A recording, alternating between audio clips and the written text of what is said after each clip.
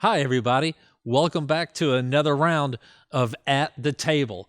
Now, last week, if you were with us, we had some special guests with me, and we have them back again this week, just as we promised that we would. Last week, if you tuned in, we talked about the importance of marriage, but more than just that, we talked about the different aspects of the different issues that come up in marriage.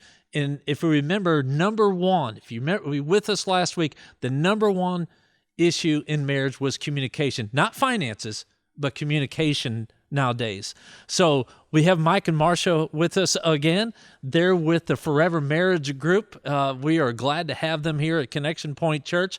As I said last week, their ministry is not only for the ministry of the people of Connection Point Church, but Mike and Marcia, you have spread out into the community, even beyond the church, and that's been your prayers, our prayers. So without further ado, I'm gonna let them speak to you, speak life into what's going on and how to take care of some things with communication. And so by doing that, I pray that you open up your hearts, you open up your minds, and you listen intently, because what they have to give to all of us to learn is something that is really, truly a nugget that I believe that every marriage can take home with them. Mike and Marcia, why don't you lead us in this time of teaching? Well, thank you again, Kevin, for having us here this evening. And like Kevin just talked about, the number one issue that couples face in their relationship is communication. And it's more importantly, it's how to be effective in your communication. And so a lot of couples will ask us, what does that look like to have a meaningful conversation with each other? And so Marcia and I have put together 5 steps here in how to have a meaningful conversation. So the number one step is to clarify what the conflict is. A lot of times when a couple will start talking, they will be jumping all over the place and covering a multitude of different subjects that have been just irritating them over the years. But if we found out if they can focus on one particular issue, take that one issue that is really bugging the both of you, or it could just be really irritating one of you, but just take that one issue and then begin to listen to each other. Truly begin to listen to each other with understanding. We talked about that last time. If you don't have understanding, you don't have communication. So work for understanding in 2 areas, and that is your spouse's feelings and their needs.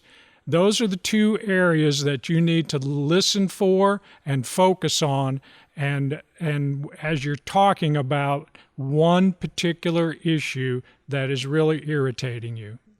And when you get into conflict, it's so easy to jump around from all kinds of different subjects. I know women are really good at this, and don't be bringing in a bunch of past hurts. Stick to the issue at hand. And so we want to speak I statements.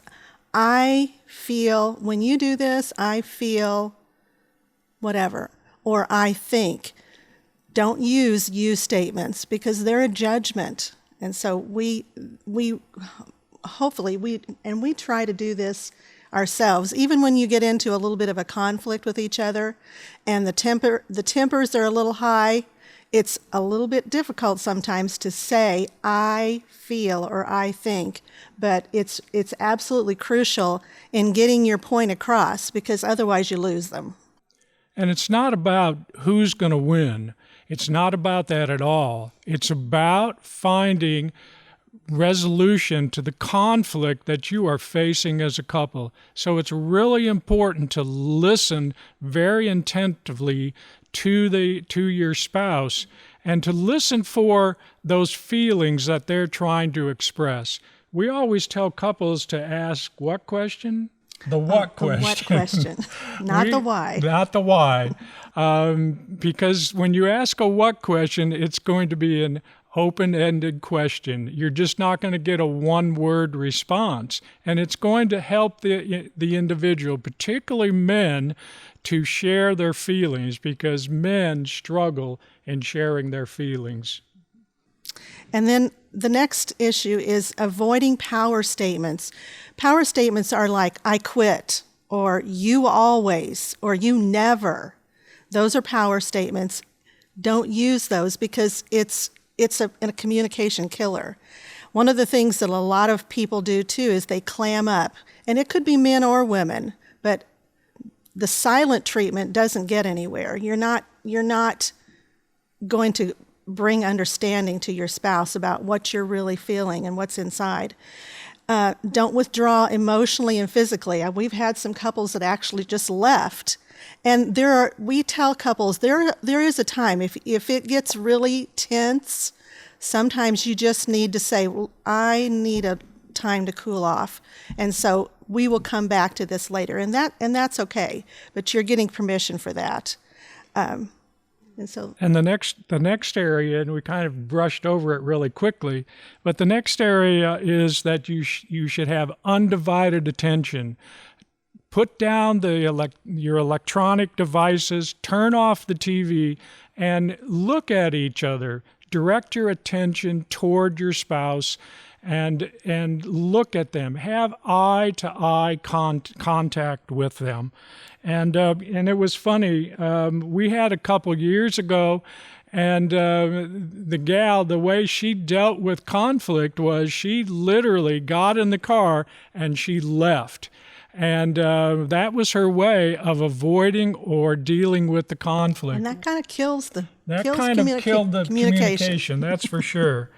The last area or step is to choose fewer words and words that will unify and promote conflict resolution.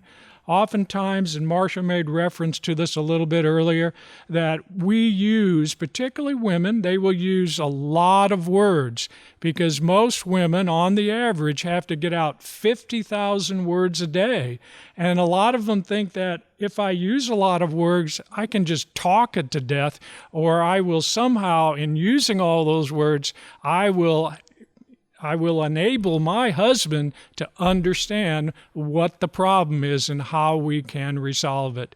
And I've done that before, and your eyes sort of glaze over. And my eyes glaze over. And then I just kind of shut down, and she looks at me and she's, "Are you listening to me?" And I go, "Well, I stopped listening actually 2 paragraphs ago, or 10,000 words ago, I stopped listening to you."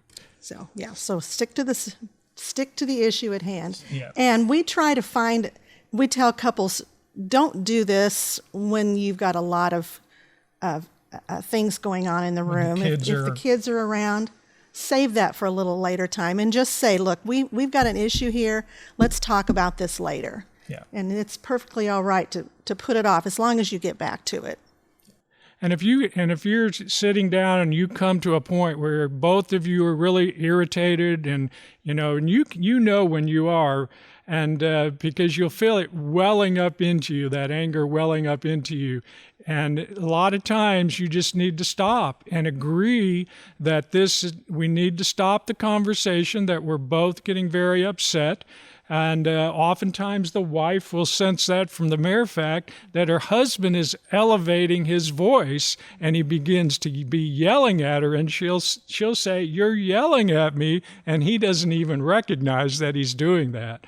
So it's best to step back and just both of you agree to just stop the conversation, but then come back to it at a later point. And that's the key, is to come back at a later point and finish the conversation. And one of the things that during that time when you're separated from each other, ask the Lord to deal with your attitudes and the actions, and ask the Lord to bring this back together. It's amazing how the Lord can just give you the wisdom that you need for this particular time. And when you come back together, it's so much more productive. Yeah. And we've couples that we have encouraged them when it gets to a point where it's really tense, stop and pray about it. And it's amazing what the Lord begins to do in your life and in your spouse's life when you just take that moment to pray for each other and to pray that God will give you wisdom in resolving the conflict that you are facing. So just to summarize really quick is, number one, clarify what the conflict is. Number two, stick to the one issue at hand.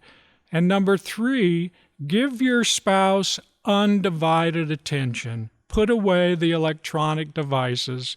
Number four, avoid power statements or actions. And number five, choose fewer words and words that will unify you and promote conflict resolution. Well, thank you. All those topics within each topic within itself can be a very large discussion, can't it? Mm-hmm. Yes. But I will say this, and ladies and gentlemen, as we're sitting here talking across from one another, I can say one thing about this couple that makes them so valuable. We at Connection Point Church always say there's always a resounding phrase that we say. We like to believe that we are real. This couple is real. And so by saying that, I say this, never do I ever remember you not, when you spend time with so many couples, you always tell your story. And that's how you gain their trust, isn't it? Yeah. That's how you gain their trust. And that's why I believe they're about as real as you're going to get. So if you want more information on how to receive some of the help and the tools and the guidance from Mike and Marcia Bloom, there's going to be information on this screen that's going to be shown to you for the best way to contact them. Well, we hope that you've enjoyed it, and God bless you, and hope to hear from you soon.